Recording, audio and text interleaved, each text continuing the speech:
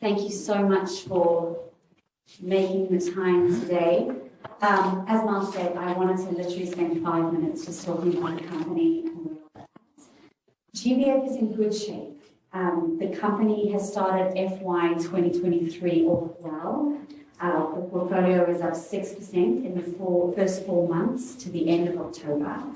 And our annualized returns since our inception in 2014 are running at above 10% per annum, 9%, and that's net of all fees and costs, just to be clear, 9% of that growth has come from the discount capture strategy. So it's doing well.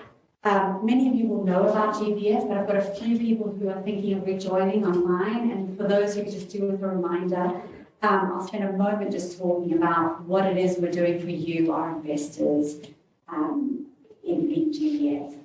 We have a differentiated strategy at GVF. We're not stock pickers.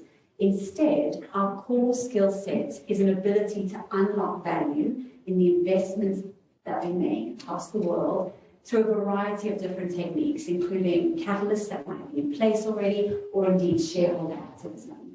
Our stated aim at the Global Value Fund is to target global share market-like returns, but to do so with a much, much lower risk profile than a traditional basket of international shares.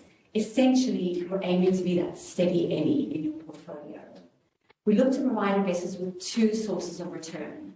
First, the source of return that comes from the assets and the currencies that we end up holding within the portfolio. And then secondly, the returns that we make unlocking the discounts that we purchase those assets at. And that's the way we achieve the lower risk profile, is through the diversification of that first kind of asset class. You will be familiar here with the pie charts that we update in the monthly. But if not, what happens here is typically we're only ever invested partly in global equities, then we'll have some debt, and we have a very diversified basket of assets that we've purchased all over the world. Because of that, by investing globally, we also end up holding a basket of currencies. And again, the main aim with the basket of currencies that we hold is to largely reflect the global investable universe. And to stick to developed market currencies to bring in that all-important diversification. Now, the underlying assets on the left-hand side and the underlying currencies on the right-hand side make up a pretty unique, conservative, and dare I say it again, diversified basket of assets, which really drives down the risk at GVF. Just to be crystal clear, if we were to attribute out what the assets have done since we IPO'd and what the currencies have done, it would look like this. So that first grey chart or bar, if you like, is what the currencies have done since IPO 8 years ago. The lighter grey on top there is what the currency basket has done. Oops. And what you can see there, hopefully, is a low risk, low return type portfolio. You know, over the 8 years, the currencies and the assets have produced 5 to 6% per annum, which is what we would expect for a low risk portfolio. The way GVF then targets those higher returns than that 10% that I mentioned is we strap on top all of the discounts that we unlock doing what we do around the world. And this top navy line shows the net returns that GVF has achieved since the IPO, 8 years ago. Now, probably the most important tool that we use to ensure that shareholders directly participate in the returns that we generate is we aim to pay out most of all of our investment returns as dividends. This chart here, in fact, I think, we just paid $5.1 million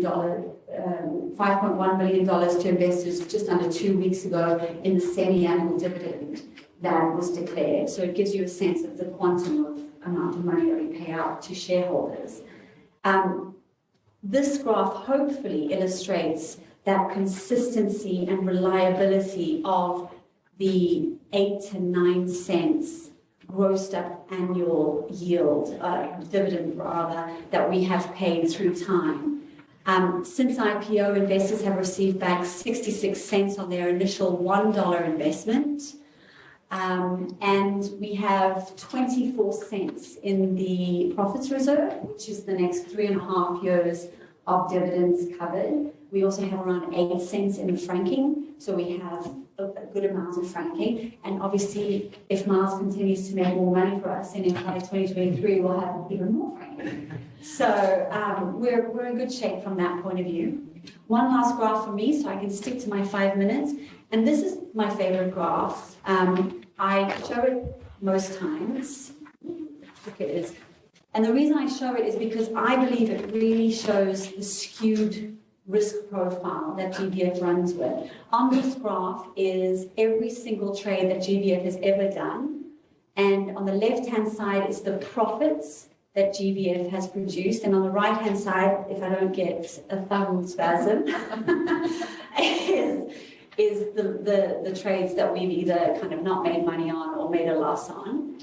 And I love this graph because of the high win to loss ratio and the fact that when we do make money for investors, we make money. And when we lose money for investors, we don't lose as much, which I think when discussing one's pension assets is what people want to hear. We will continue to stick to our knitting of ruthless risk management whilst maintaining that 9 cents grossed up dividend on an annual yield. And I'll hand over to Miles to talk about Miles.